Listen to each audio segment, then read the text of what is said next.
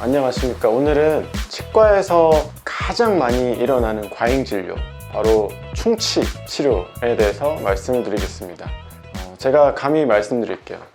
한 짧으면 25세부터 한 55세 이 사이 구간에 있는 환자분들은 만약에 이제 입을 벌리고 아 하셨을 때 치아에 씹는 면에 홈이 있는데 거기에 그냥 까맣게만 돼 있으면 이거 초기 충치이긴 하지만 이게 더 이상 진행이 되지 않는 충치라고 하면 그 색깔 때문에 치료할 필요는 없으세요.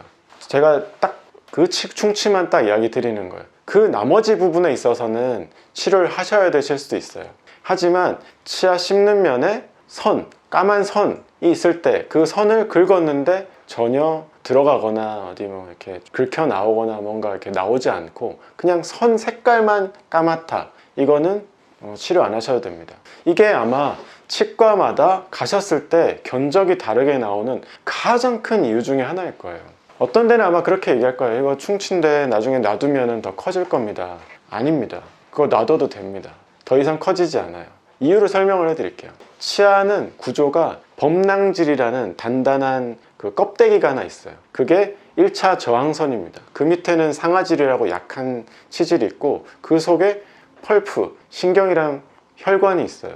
근데 충치가 예를 들어서 범낭질, 아까 말씀드렸던 그 단단한 첫 번째 저항선에서 그냥 머무르고 끝난다고 하면 그 충치는 진행되지 않아요.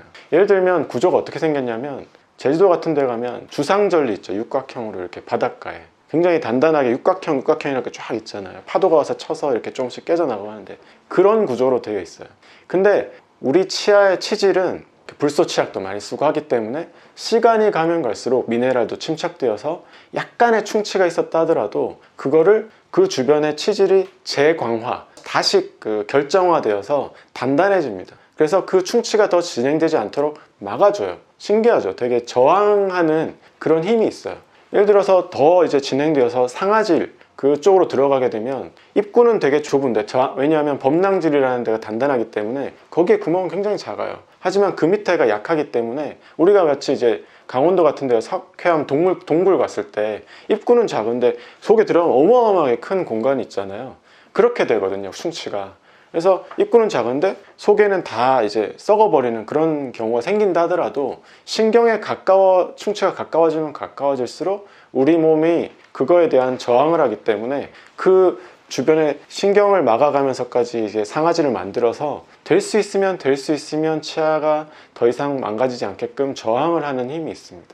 근데 그 상아질까지 가게 되면은 뭐 필요하면 신경치료도 할 수 있고 하는데, 그렇게 저항하고 하게 되면 신경치료 안 갈 수도 있거든요.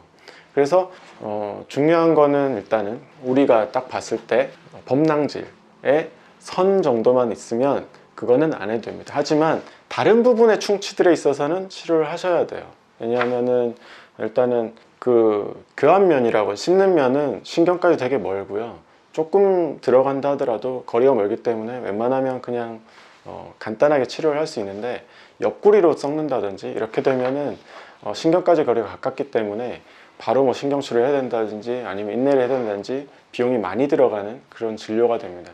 그래서 제가 말씀드리는 거는 아까 말씀드린 한 25세에서 한 50대 사이에 보통 이제 직장에서 건강검진하러 가셨을 때 그 치과 건강검진, 한 구강검진 받을 때 여기 그냥 이렇게 충치 있으니까 치료 받으세요 이렇게 해서 가서 하시게 되면, 그런 경우에 이제 자세히 검사를 해서 만약에 문제가 없는 경우는 굳이 안 하셔도 되고요.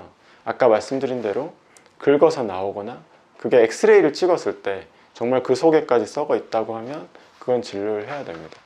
결론적으로 말씀을 드리면 그렇게 이제 치과를 갔는데 그렇게 좀 선인데 치료를 하라고 이야기를 하게 되면 좀 의심이 들잖아요. 그런 경우 하실 게 여러 치과를 가셔가지고 견적을 다 받아보세요. 그러면 아마 이 치과에서는 해야 된다, 이 치과는 안 해도 된다 이렇게 이야기하는 치과들이 있을 거예요. 그러면은 그거를 보시고는 치료를 결정하시면 될 것 같습니다. 이상 도봉예치과 원장 이정훈이었습니다.